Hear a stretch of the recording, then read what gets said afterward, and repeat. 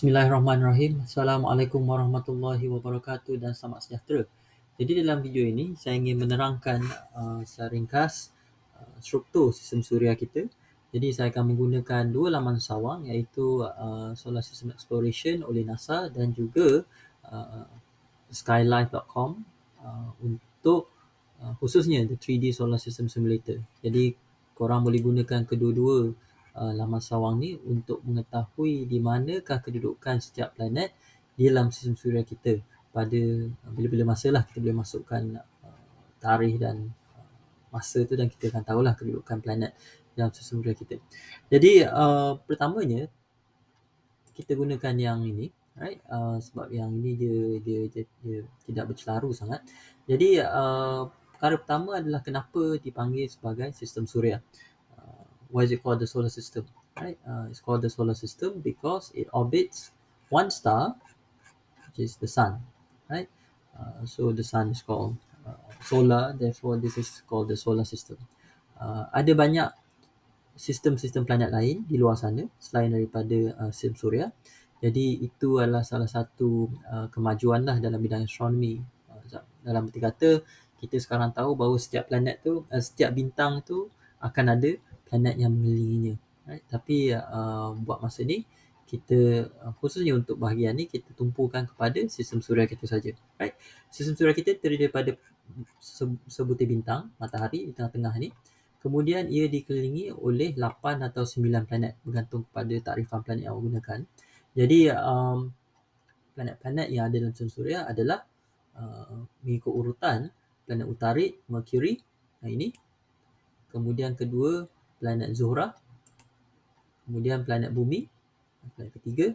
Kemudian planet Marikh, planet Marikh. Kemudian planet yang kelima, planet Mushtari. Planet yang keenam, planet Zuhal. Planet ke-7, planet Uranus. Planet ke-8, planet Neptune. Dan planet yang terakhir adalah planet Pluto. Jadi kalau kita membayangkan diri kita melayang-layang di atas sistem suria kita, maka ini adalah rupa sistem suria kita. Jadi yang planet yang paling hujung ni planet Pluto, planet Neptune, kemudian diikuti planet Neptune, Uranus, Zuhal, Mushtari.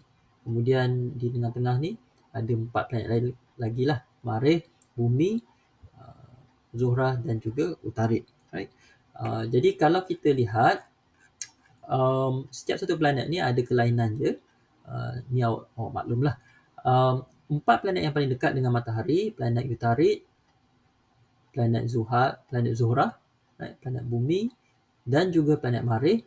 Ini dipanggil sebagai planet berbatuan sebab ia dibina daripada batuan. These are the rocky planets, or sometimes they call the terrestrial planets, right? Because they are very much similar to Earth, right? Kemudian empat planet yang berikutnya, planet Mushtari, planet Zuhal, planet Uranus dan planet Neptune dipanggil sebagai planet bergas, right? Sebab ianya terdiri daripada gas. Ianya planet raksasa yang lebih besar daripada planet berbatuan yang 4 ni, dan ia terbina daripada gas. Manakala planet Pluto ni pula, dia bukan berbatuan, dia juga bukan bergas, tetapi ia terbina daripada ais, right? Planet berais. Jadi secara ringkasnya ada 3 jenis planet yang berbezalah dalam sistem suria kita.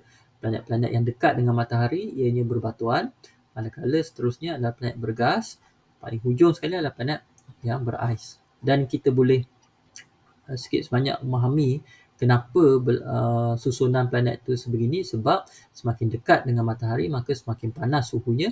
Maka planet yang terletak jauh daripada matahari, hanya di situ sajalah ais boleh wujud secara stabil. Manakala kalau berada dekat dengan matahari, hanya unsur-unsur yang mempunyai takat lebur yang tinggi saja yang boleh wujud.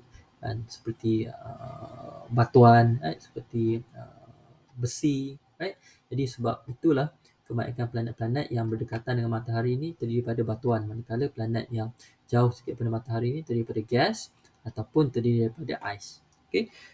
Jadi selain daripada matahari, iaitu bintang kita, selain daripada planet-planet ini, sistem suria juga dihuni oleh serpihan-serpihan batuan dan ais. Right? Serpihan batuan ni dipanggil asteroid, dan asteroid ni kebanyakannya terletak di antara orbit planet Marikh dan planet Mushtari. Jadi di antara orbit kedua-dua planet ni ada lingkaran asteroid. Tidak ditunjukkan kat sini, tapi kalau dilihat dalam dalam peta sistem suria yang lain, maka akan adalah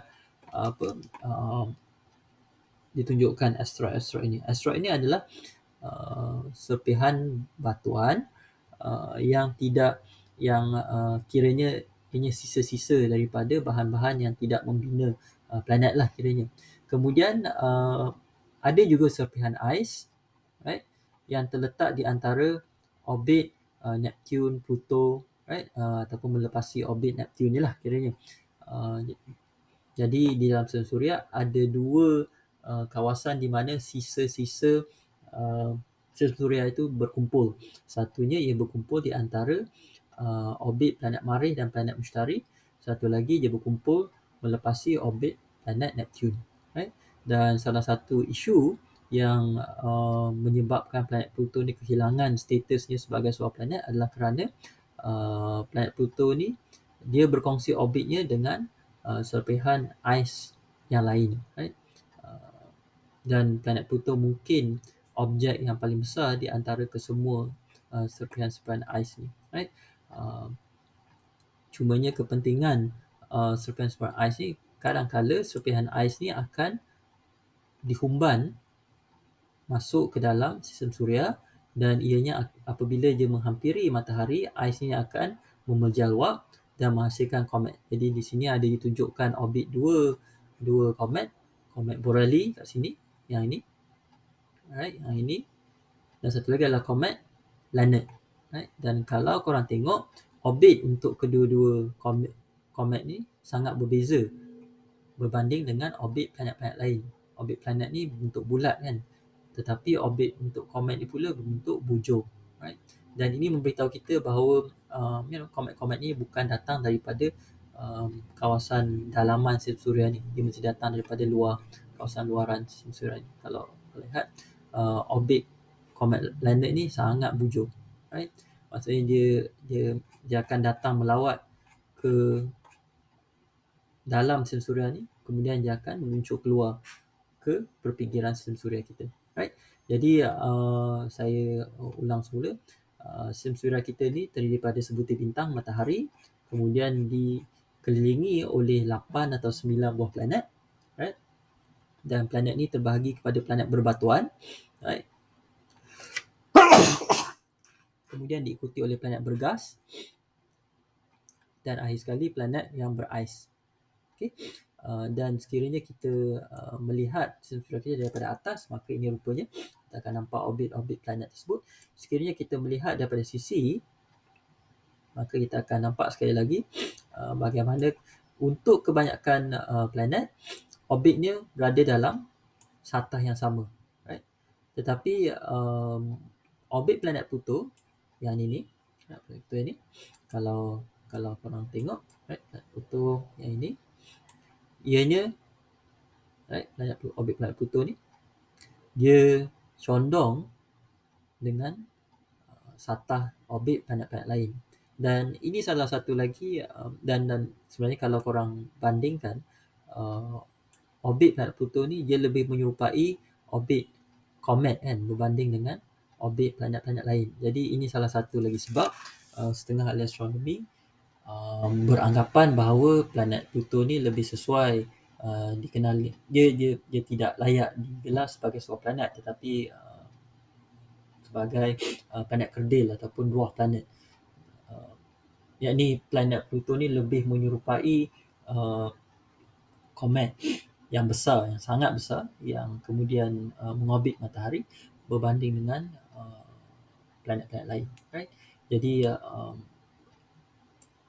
sekiranya korang berminat untuk mendalami perbahasan mengenai sama ada Pluto ni planet atau tidak, korang boleh bertanyakan dalam kelas nantilah, right. Jadi yang penting buat masa ni, korang kena tahu susun letak semua planet-planet dalam sistem suria ni, right. Apa yang di tengah, matahari di tengah, kemudian urutan planet-planet ni.